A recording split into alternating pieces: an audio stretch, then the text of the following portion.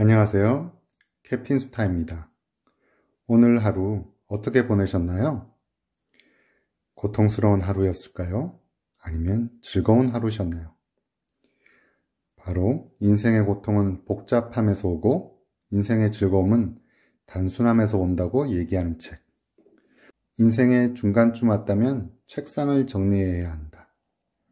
일, 관계, 생각으로부터 자유로워지는 30가지 제안이라는 부제가 붙어 있습니다. 이 책을 지은 지은이는요, 중국 분이시고요. 지샤오안, 작가이자 칼럼니스트, 심리 상담사로 활동하고 계시다고 합니다. 인생의 중간쯤 왔다면 책상을 정리해야 한다.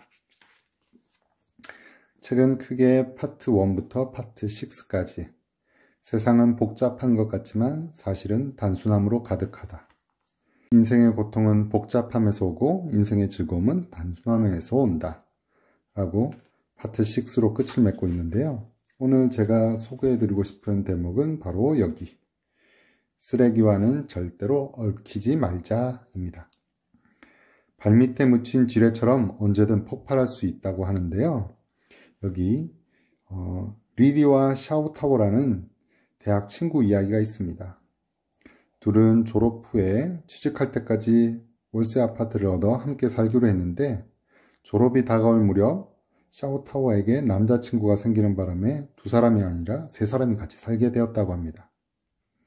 그런데 그 남자친구가 좀 폭력적이고 안 좋은 기질을 보였나 봐요. 리리가 샤오타오에게 그 남자를 조심하라고 했지만 샤오타오는 그저 웃기만 하고 3개월 뒤에 리리가 새 아파트를 얻어 이사를 갔습니다.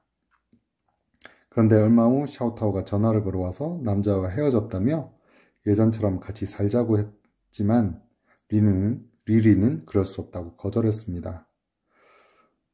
이렇게 친구끼리 가치관이 다르면 서로 등을 지지는 않겠지만 살아가면서 갖가지 문제로 충돌하게 됩니다.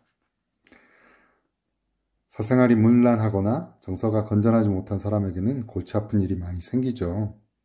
쓰레기차 같은 사람들이 거리에 넘친다는 얘기가 또 있습니다.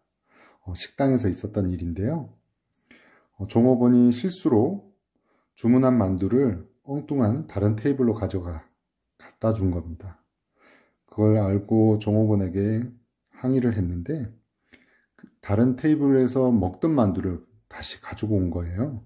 그래서 화가 나서 얘기를 하려고 했더니 남편 친구가 나서서 좋은 말로 중재를 했고 그냥 순순히 음식값까지 지불했다고 합니다. 경찰 생활을 오래 해보니까 어떤 사건이든 작은 일에서 시작해서 큰 일이 벌어지니 한 발씩만 양보해서 언쟁을 피하는 게 좋다고 얘기했다네요.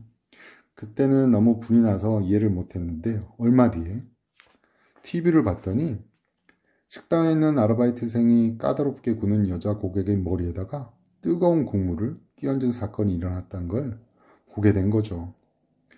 그래서 남편 친구의 말이 일리가 있다는 걸 깨달았다고 합니다. 미국의 긍정심리학자 데이비드 폴레이는요, 베스트셀러 3초간이라는 책에서 쓰레기 트럭의 법칙을 제시했습니다. 많은 사람은 쓰레기차를 닮았다. 그들은 쓰레기를 가득 담은 채 사방을 돌아다닌다. 그들 감정에는 고뇌, 분노, 실망이 가득하다. 쓰레기가 많아질수록 그들은 이를 쏟아낼 곳을 찾아 헤맨다. 만약 당신이 그들에게 기회를 주면 그들은 쓰레기를 당신 몸에 남김없이 쏟아 부을 것이다. 따라서 누군가 이렇게 하려고 덤비면 절대로 받아줘서는 안 된다. 그저 그들에게 미소를 지으면서 손을 흔들면서 축복을 빌어주면서 계속 갈 길을 가면 된다. 내 말을 믿어라. 이렇게 하면 삶이 더 즐거워질 것이다. 살면서 이런 황당한 일들을 겪지 않으리라고 생각하지만 의외로 쓰레기 같은 사람들을 만나게 됩니다. 사실은 마음속에 있는 쓰레기가 진짜 문제인데요. 중동지방에 전해지는 낙타 이야기도 흥미롭습니다. 사막을 걷던 낙타가 유리판을 밟아서 화가 나서는 발을 쳐들어서 그 유리판을 무지하게 밟아버렸는데 어떻게 됐을까요? 날카로운 유리에 발을 찔려서 엄청나게 많은 피를 흘렸습니다. 마침 공중을 맴돌던 독수리가 짙은 피냄새를 맡고 계속 낙타를 쫓아왔고, 낙타는 미친 듯이 도망치다가 이번에는 또 늑대무리를 만났는데, 또 그래서 황급히 도망쳤는데 길을 잘못 든 탓에 식인 불개미 무리 속으로 들어가고 말았죠. 결국 낙타는 시커먼 불개미 떼에 포위되어서는 잡아먹히고 말았는데, 눈을 감기 전 낙타는 왜 그 작은 유리판 하나와 죽기 살기로 싸웠을까 후회를 했다고 합니다.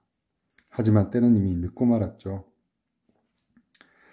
자, 이외에도 뒤에 많은 이야기들이 작가의 경험과 그리고 삶의 교훈으로 담담하게 이야기를 풀어내는데요.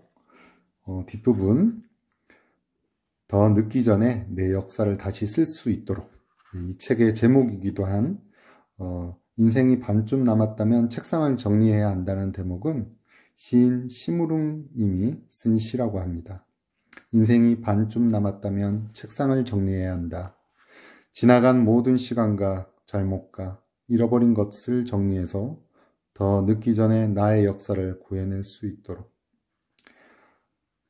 자, 인생의 중간쯤 왔다면 책상을 정리해야 된다. 조금 관심이 가시나요?